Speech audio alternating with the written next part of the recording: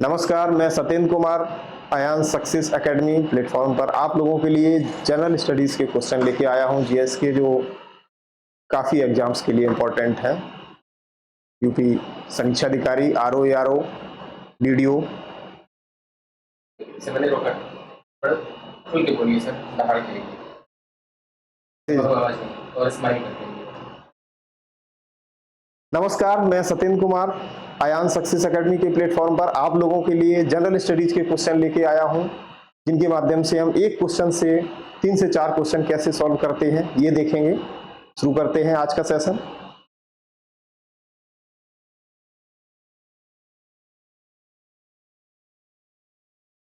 पहला क्वेश्चन आपके सामने स्क्रीन पर है। निम्नलिखित में से किसने कलकत्ता शहर की स्थापना की? कलकत्ता शहर जो आज का है कोलकाता, उसकी स्थापना किस व्यक्ति ने की थी? 4 ऑप्शन है आपके सामने। Lord Clive, Francis Xavier, Gerald Aungier, Job Charnock. 4 options हैं। आप लोगों को कमेंट करके बताना है कौन सा ऑप्शन सही है। Option A, option B, option C, option D. किसने की थी स्थापना कलकत्ता शहर की? कलकत्ता शहर की स्थापना करने वाला व्यक्ति कौन है? इसका राइट आंसर है जॉब चार्नक। जॉब चार्नक के अंग्रेज अधिकारी थे जिन्होंने कलकत्ता शहर की स्थापना की थी। उस समय हुगली वहां का मेन शहर होता था। हुगली की जगह उन्होंने छोटी सी जगह सुल्तानती चुनी, जो उस समय एक गांव के रूप में था, उसको पर एक शहर बसाया जो आज का कोलकाता है। इस प्रकार से ये शुरू होता है आपका। फर्स्ट ऑप्शन है लॉर्ड क्लाइव। लॉर्ड क्लाइव कौन थे? ये बंगाल के पहले अंग्रेज गवर्नर थे। पहले अंग्रेज गवर्नर हैं।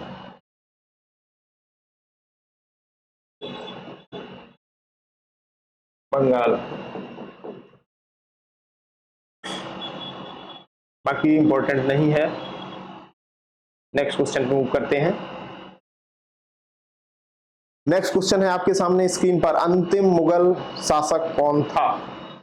अंतिम मुगल शासक आपसे पूछा गया है। 4 ऑप्शन दिए गए हैं। पहला ऑप्शन है फर्रुखसियर, दूसरा ऑप्शन है बहादुर शाह दुकी, शाह आलम और मोहम्मद शाह। 4 ऑप्शन है। आप लोगों को बताना है कौन सा ऑप्शन सही है इनमें से। Option A, option B, option C, option D. Right option comment करके बताना है कौन सा ऑप्शन सही है। आपको आंसर देना है। राइट ऑप्शन है इसमें बहादुर शाह। बहादुर शाह द्वितीय, इनका एक और नाम है बहादुर शाह जफर भी कहा जाता है इनको। बहादुर शाह जफर।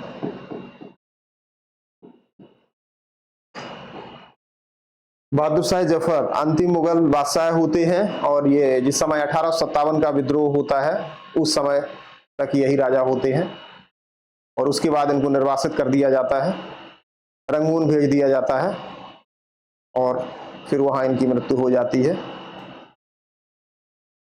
ये एक शायर भी थे, शायरी भी लिखते थे जफर नाम से और अंतिम मुगल बादशाह थे।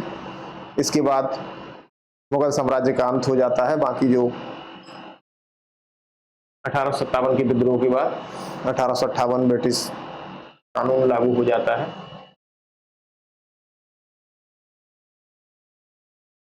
नेक्स्ट क्वेश्चन है आपके सामने। थोड़ा सा मिस्टेक है इसमें। भारतीय पुनर्जागरण का पिता किसे कहा जाता है? भारतीय है, भारतीय हो गया है। भारतीय पुनर्जागरण का पिता किसे कहा जाता है? 4 ऑप्शन है आपके सामने। भारतीय पुनर्जागरण का पिता किसे कहा जाता है? राजा राममोहन राय, दयानंद सरस्वती, बाल गंगाधर तिलक, गोपाल कृष्ण गोखले। ये 4 व्यक्ति हैं। पुनर्जागरण का पिता किसे कहा जाता है? आपको कमेंट करके बताना है राइट ऑप्शन कौन सा सही है इसमें से। सही ऑप्शन है आपका राजा राममोहन राय। राजा राममोहन राय को आधुनिक भारत का पिता और पुनर्जागरण का पिता दोनों में से कोई भी ऑप्शन हो सकता है, कहा जाता है, क्योंकि इन्होंने पुनर्जागरण के क्षेत्र में बहुत बड़ा योगदान है इनका। दूसरा ऑप्शन आपके सामने था दयानंद सरस्वती। दयानंद सरस्वती आप लोगों को पता होगा आर्य समाज के संस्थापक हैं। आर्य समाज के संस्थापक, आर्य समाज के संस्थापक हैं। बाल गंगाधर तिलक। बाल गंगाधर तिलक एक ऐसे क्रांतिकारी नेता है जो कांग्रेस के उस समय प्रमुख नेताओं में से थे, लेकिन फिर भी ये कांग्रेस के कभी अध्यक्ष नहीं रहे, इस पे भी क्वेश्चन आता है। बाल गंगाधर तिलक कांग्रेस के अध्यक्ष नहीं बने। गोपाल कृष्ण के गोखले ये कांग्रेस के अध्यक्ष रहे हैं और इनको महात्मा गांधी का राजनीतिक गुरु भी कहा जाता है। इसको गोपाल कृष्ण गोखले गांधी जी के राजनीतिक गुरु हैं, गांधी जी के राजनीतिक गुरु।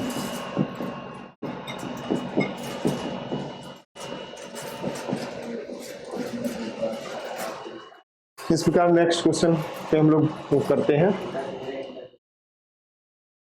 नेक्स्ट क्वेश्चन, निम्नलिखित में से कौन नेता भारतीय राष्ट्रीय कांग्रेस का कभी अध्यक्ष नहीं रहा?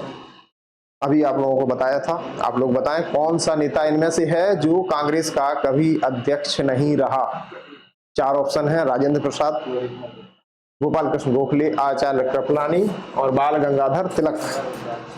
तो मैंने भी बताया था अभी आप लोगों को कि ये नेता हैं आपके बाल गंगाधर तिलक जी, गर्म दल के नेता थे। और ये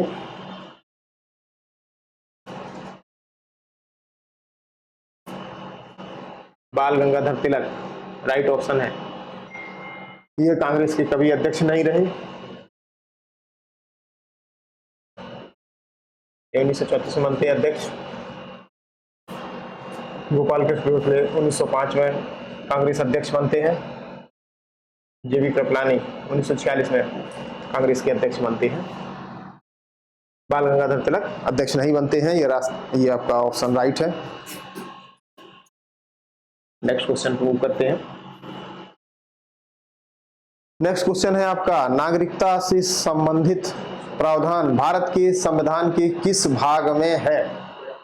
भाग 1, भाग 2, भाग 3, भाग 4, वो भाग 5 सॉरी। आपको पता है संविधान में टोटल कितने भाग हैं? भाग 22 है।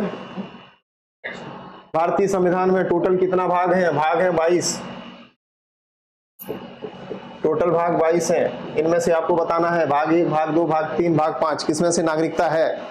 नागरिकता प्रावधान जो है राइट ऑप्शन है आपका भाग 2। भाग 2 में नागरिकता से संबंधित प्रावधान है। भाग 1 में क्या है? संघ और राज्य है।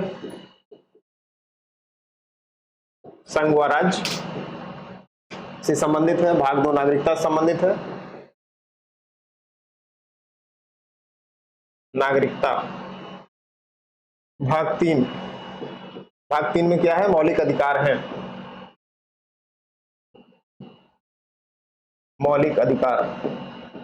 अब भाग 5 आपका बचता है। भाग 5 संघ है। संघ का वर्णन किया गया है भाग 5 में।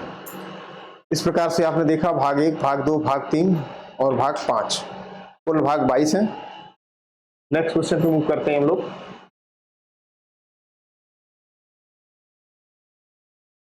नेक्स्ट क्वेश्चन है आपके सामने, मौलिक अधिकार या मूल अधिकारों का जो संरक्षक है वो किसे माना गया है? किसको मौलिक अधिकारों के संरक्षण का अधिकार प्राप्त है? कार्यपालिका, न्यायपालिका, व्यवस्थापिका और इनमें से कोई नहीं। ऑप्शन है आपके सामने, कमेंट करके बताइए आप लोग कौन सा ऑप्शन इसमें से सही है। न्यायपालिका के संरक्षण का अधिकार यानी कि संरक्षक की जिम्मेदारी किसको दी गई है? इसका राइट ऑप्शन है, इसके संरक्षण की जिम्मेदारी जो दी गई है वो दी गई है न्यायपालिका को। जुडिशरी जो है संरक्षक का काम करती है मौलिक अधिकारों का। अगर मौलिक अधिकारों का उल्लंघन होता है तो व्यक्ति न्यायपालिका की शरण में जाता है। जैसा कि आप लोगों को पता होगा, अनुच्छेद 32 के तहत सर्वोच्च न्यायालय, सुप्रीम कोर्ट जाते हैं सर्वोच्च न्यायालय मौलिक अधिकारों के उल्लंघन में। सर्वोच्च न्यायालय कोई भी व्यक्ति जा सकता है डायरेक्ट सर्वोच्च न्यायालय, अनुच्छेद 32 और अनुच्छेद 226 के तहत हाई कोर्ट, उच्च न्यायालय जा सकते हैं आपके अगर मौलिक अधिकारों का या मूल अधिकारों का उल्लंघन होता है। उच्च न्यायालय। नेक्स्ट क्वेश्चन मूव करते हैं। आज का नेक्स्ट क्वेश्चन है आप लोगों के सामने स्क्रीन पर।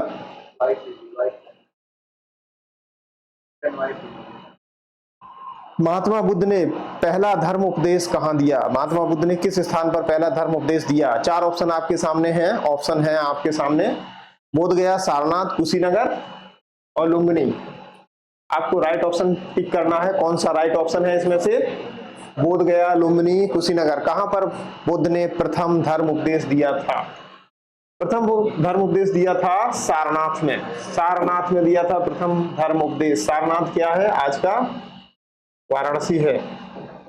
वाराणसी में एक जगह है सारनाथ। बोध गया में महात्मा बुद्ध को ज्ञान प्राप्त हुआ। ये चारों स्थान जो है महात्मा बुद्ध से संबंधित है। यहाँ ज्ञान की प्राप्ति हुई है। ज्ञान की प्राप्ति हुई है महात्मा बुद्ध को। लुम्बिनी में जन्म होता है, जन्म है बुद्ध का। बुद्ध का जन्म है महात्मा बुद्ध का। और कुशीनगर में मृत्यु होती है। बौद्ध धर्म में इसे महापरिनिर्वाण कहा जाता है। महापरिनिर्वाण, महात्मा बुद्ध की मृत्यु को महापरिनिर्वाण कहा गया है बौद्ध धर्म में। तो ये हो गए आपके चारों स्थान जो बौद्ध धर्म से संबंधित थे। बौद्ध गया में ज्ञान की प्राप्ति, सारनाथ में, सारनाथ वाराणसी में आपका प्रथम धर्म उपदेश दिया है। इसको प्रथम धर्म जो उपदेश देते हैं उसको धर्म चक्र प्रवर्तन भी कहा जाता है। धर्म चक्र प्रवर्तन कहा गया है इसको। नेक्स्ट क्वेश्चन मूव करते हैं। इंडिका किसकी रचित पुस्तक है? किस व्यक्ति ने इंडिका पुस्तक की रचना की थी? चार ऑप्शन आपके सामने हैं। क्षेमेंद्र, कौटिल्य, मैगस्थनीज और प्लिनी। चार विद्वान हैं। इसमें से किसने इंडिका की रचना की थी? इंडिका की रचना की थी मैगस्थनीज ने की थी। मैगस्थनीज ने इंडिका की रचना की थी। मैगस्थनीज सेल्यूकस का राजदूत था। सेल्यूकस का राजदूत था। सेल्यूकस का राजदूत बनकर भारत आया और भारत के विषय में ये विस्तृत अध्ययन करता है, जिसको ये इंडिका नामक पुस्तक में रचना करता है। कौटिल्य अर्थशास्त्र लिखते हैं। अर्थशास्त्र की रचना कौटिल्य करते हैं। क्षेमेंद्र बृहद कथा मंजरी है। बृहद कथा मंजरी नाम से रचना करते हैं। प्लिनी ने नेचुरल हिस्ट्री लिखा है। नेचुरल हिस्ट्री नाम से, नेचुरल हिस्ट्री नाम से किताब लिखते हैं प्लिनी महोदय। इस प्रकार से ये क्वेश्चन कंप्लीट होता है। नेक्स्ट क्वेश्चन पे हम लोग मूव करते हैं। आज का नेक्स्ट क्वेश्चन है पंचतंत्र किसने लिखा? पंचतंत्र किसने लिखा? चार ऑप्शन है आपके सामने। विशाखदत्त, शूद्रक, जयदेव, विष्णु शर्मा। पंचतंत्र की रचना किस विद्वान ने की थी? चार ऑप्शन में से आपको बताना है। पंचतंत्र की रचना जो करते हैं वो विष्णु शर्मा जी करते हैं पंचतंत्र की रचना। विशाखदत्त जो है मुद्रा राक्षस की रचना करते हैं। मुद्रा राक्षस। शूद्रक मृच्छकटिकम, मृच्छकटिकम। जयदेव गीत गोविंद, गीत गोविंद की रचना जयदेव ने की थी। विशाखदत्त मुद्रा राक्षस की रचना करते हैं। विष्णु शर्मा पंचतंत्र की रचना करते हैं। इस प्रकार से नेक्स्ट क्वेश्चन हम लोग मूव करते हैं। आज का नेक्स्ट क्वेश्चन है नालंदा विश्वविद्यालय को किसने नष्ट किया? नालंदा विश्वविद्यालय जो बौद्ध कला का एक प्रसिद्ध केंद्र था, जिसमें बाहर के कई देशों से, विदेशों से के छात्र पढ़ने आते थे, उसको एक आक्रांता ने नष्ट किया था। उसका नाम आपको बताना है। कौन सा था? बख्तियार खिलजी, गजनवी, महमूद गजनवी, कुतुबुद्दीन ऐबक और मोहम्मद गोरी। इन चार आक्रांताओं में से किस आक्रमणकर्ता ने इसको नष्ट किया था, नालंदा विश्वविद्यालय को? नालंदा विश्वविद्यालय को किसने नष्ट किया है? आपको राइट ऑप्शन बताना है। नालंदा विश्वविद्यालय को नष्ट करने वाला व्यक्ति है, नालंदा विश्वविद्यालय को नष्ट करने वाला व्यक्ति है बख्तियार खिलजी। बख्तियार खिलजी नालंदा विश्वविद्यालय को नष्ट करते हैं। महमूद गजनवी आपको पता ही है, भारत पर आक्रमण करने वाले व्यक्ति हैं। 17 बार आक्रमण करते हैं, 17 बार। गोरी भी आक्रांता है। कुतुबुद्दीन ऐबक सल्तनतकालीन शासक है।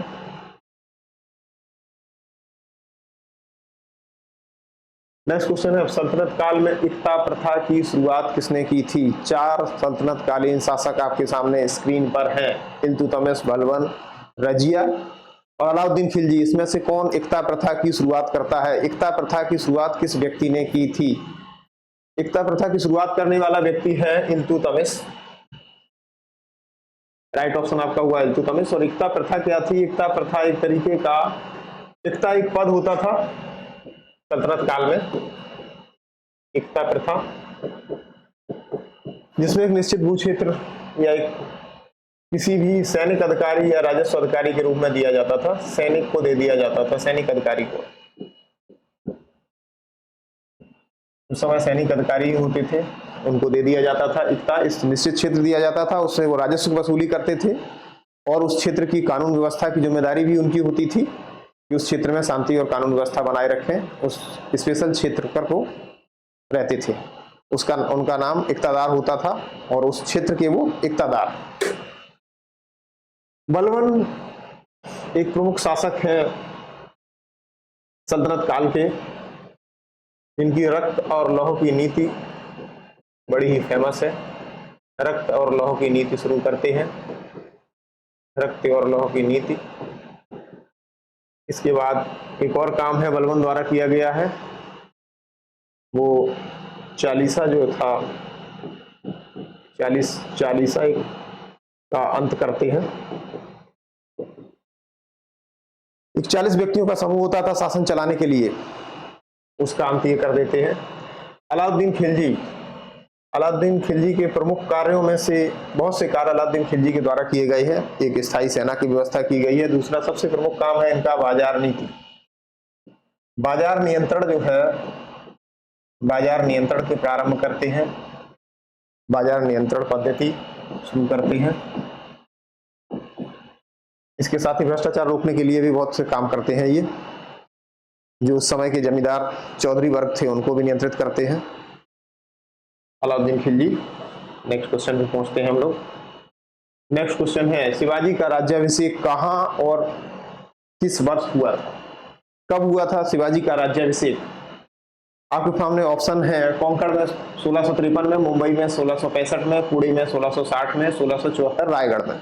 शिवाजी का राज्याभिषेक आपको बताना है किस वर्ष और किस स्थान पर हुआ है। शिवाजी का राज्याभिषेक जो हुआ है वो इसका ऑप्शन डी सही है, रायगढ़ में हुआ है 1674 में।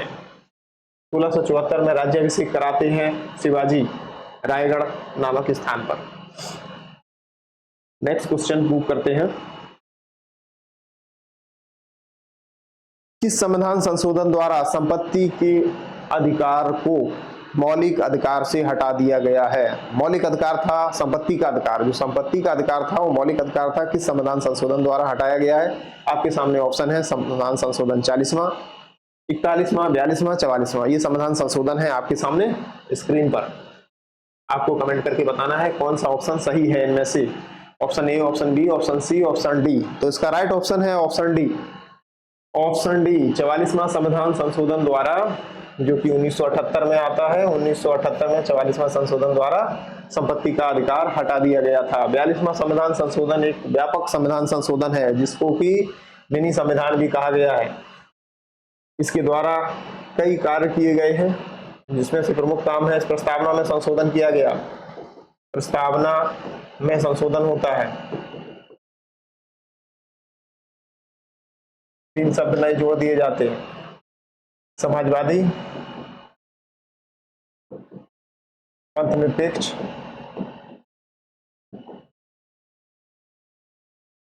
और अखंडता। अखंडता को संविधान की प्रस्तावना में जोड़ा जाता है। और इसके साथ दूसरा काम किया जाता है कि मौलिक कर्तव्य भी जोड़े जाते हैं। मौलिक कर्तव्य जो मूल संविधान में नहीं थे, 42वें संविधान संशोधन द्वारा जोड़े जाते हैं। मौलिक कर्तव्यों को जोड़ा जाता है, जोड़ा जाता है। इसके साथ ही नेक्स्ट क्वेश्चन हम लोग मूव करते हैं। नेक्स्ट क्वेश्चन जो है आज का, किस अनुच्छेद के अंतर्गत लोकसभा और राज्यसभा की संयुक्त बैठक, जो ज्वाइंट सेशन होता है पार्लियामेंट का, उसका किस अनुच्छेद के तहत बुलाई जाती है? अनुच्छेद 108, 112, 110, 109। ये ऑप्शन आपके सामने स्क्रीन पर है, आपको कमेंट करके बताना है राइट ऑप्शन कौन सा है। ज्वाइंट सेशन यानी कि संविधान राज्यसभा और लोकसभा की संयुक्त बैठक किस अनुच्छेद के तहत की जाती है? इसका प्रावधान है अनुच्छेद 108 में। अनुच्छेद 108 संयुक्त बैठक से संबंधित है। और अनुच्छेद 110 है, इसमें वित्त विधेयक की परिभाषा दी गई है। वित्त विधेयक की परिभाषा है। वित्त विधेयक की परिभाषा है।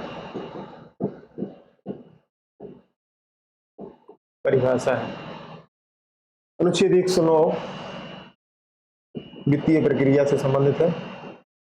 वित्तीय प्रक्रिया है, बहुत इंपॉर्टेंट नहीं है।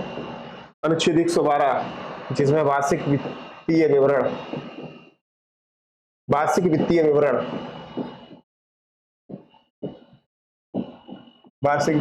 जिसे बजट कहते हैं, बजट का प्रावधान है 112 में।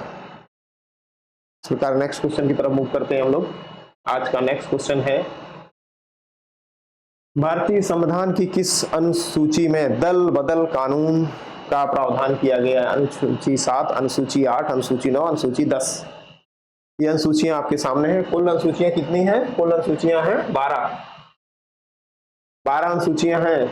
और आपको बताना है दल बदल से संबंधित अनुसूची कौन सी है, इसमें से टिक करके। राइट ऑप्शन आपका जो है वो अनुसूची 10 दल बदल से संबंधित है। अनुसूची 7 में 3 सूचियां दी गई हैं, संघ, राज्य व समवर्ती सूची। ये सूचियां दी गई हैं, इनमें विषयों का वर्णन है। संघ सूची में कितना विषय है, राज्य सूची में कौन कौन से विषय हैं और समवर्ती सूची में कौन कौन से विषय हैं, इसमें दिया गया है।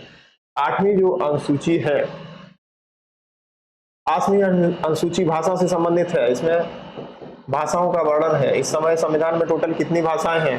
भाषाएं 22 हैं। भाषाओं का वर्णन है। 9वीं अनुसूची है, इसमें भूमि विकास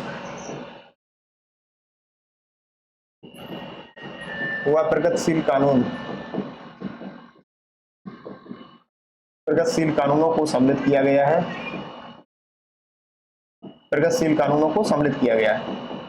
शामिल किया गया है। मूल संविधान में 8 अनुसूचियां थीं आपकी। 9वीं अनुसूची प्रथम संविधान संशोधन द्वारा जोड़ी गई है और बाकी जो अभी 12 हो गई हैं संविधान संशोधन द्वारा बढ़ाई गई है। नेक्स्ट क्वेश्चन पे मूव करते हैं। आज का नेक्स्ट क्वेश्चन है, भारतीय संविधान का कौन सा अनुच्छेद प्रेस की स्वतंत्रता, जो प्रेस की स्वतंत्रता का प्रावधान किया गया है, वो किस अनुच्छेद में किया गया है? आपके सामने स्क्रीन पर है अनुच्छेद 19, अनुच्छेद 20, अनुच्छेद 21। 4 ऑप्शन है, आपको बताना है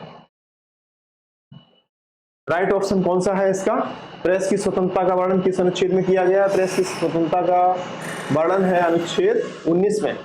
18 में जो किया गया है, अनुच्छेद 18 में किया गया है। इसमें जो आपकी उपाधियां थी,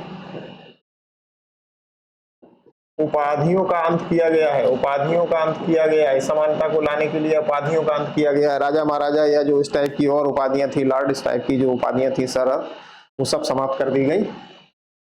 20वीं जो है ये गिरफ्तारी से संबंधित है।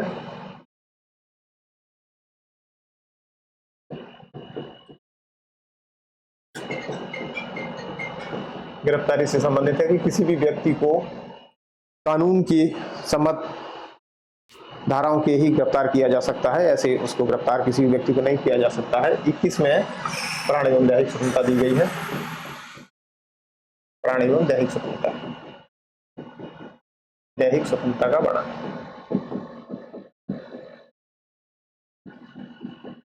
वर्णन। इस प्रकार से ये क्वेश्चन कंप्लीट होता है। नेक्स्ट क्वेश्चन पे हम लोग मूव करते हैं। नेक्स्ट क्वेश्चन आज का है, संघ लोक सेवा आयोग जो यूपीएससी प्रचलित नाम है, संघ लोक सेवा आयोग, यूनियन पब्लिक सर्विस कमीशन, अपना वार्षिक प्रतिवेदन किसे सौंपता है? यानी कि प्रत्येक वर्ष जो अपना प्रतिवेदन तैयार करता है, विवरण जो होता है वो किसे देता है? प्रधानमंत्री को, राष्ट्रपति को, लोकसभा अध्यक्ष को, मुख्य न्यायाधीश को। तो आपको बताना है किसके सामने प्रस्तुत करता है।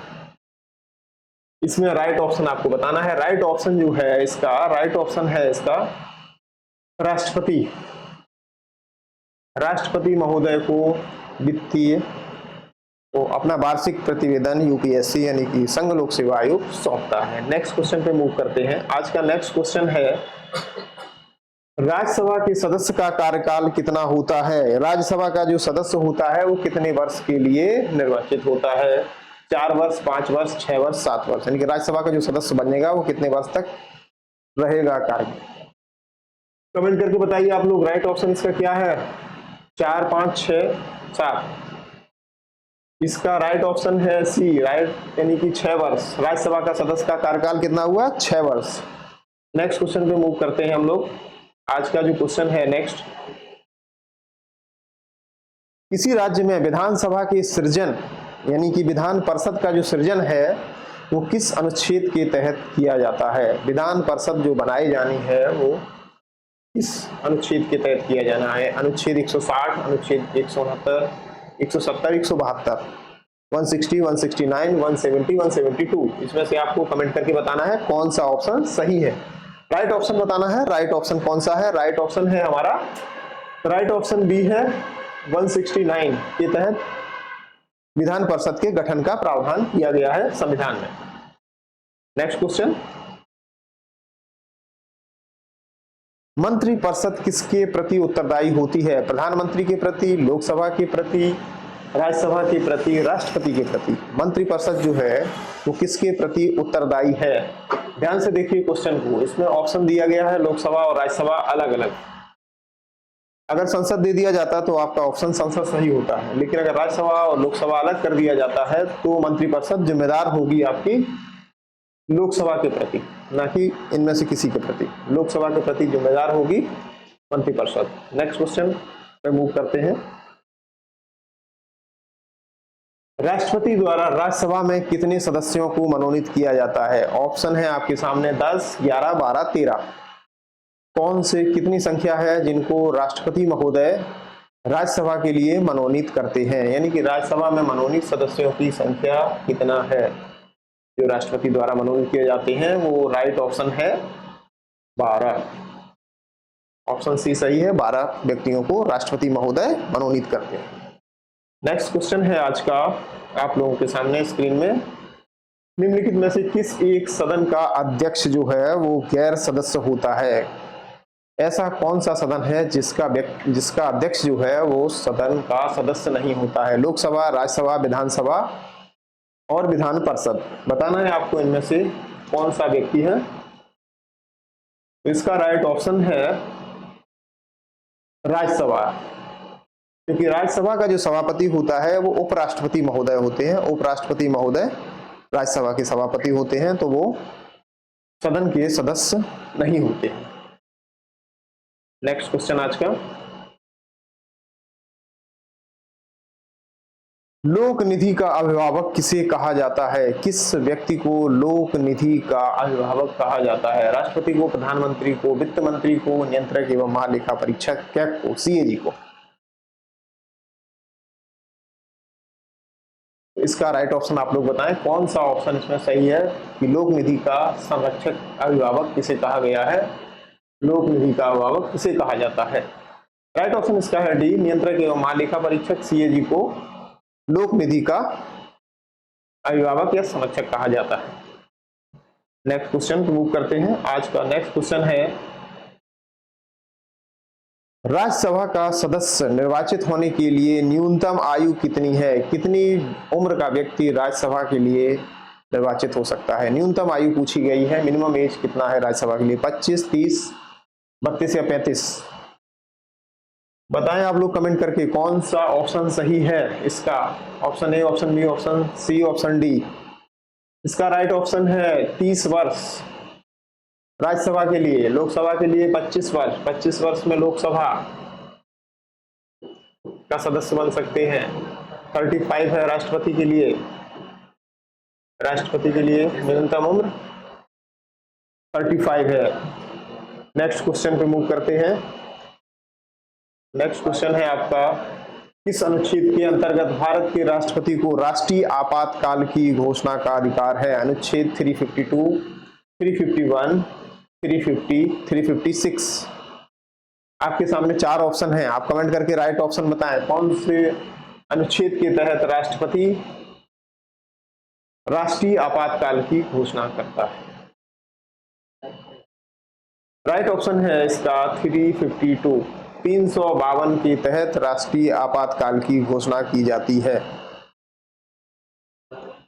356, 356 इसके तहत किया जाता है संवैधानिक आपातकाल। संवैधानिक आपातकाल, संवैधानिक आपातकाल जिसे राज्यों में राष्ट्रपति शासन भी बोलते हैं। राष्ट्रपति शासन राज्यों में लगाया जाता है, राष्ट्रपति शासन भी बोलते हैं इसको, प्रचलित नाम संवैधानिक आपातकाल होता है 356 के तहत। के साथ ही आप नेक्स्ट क्वेश्चन मूव करते हैं। नेक्स्ट क्वेश्चन है आज का,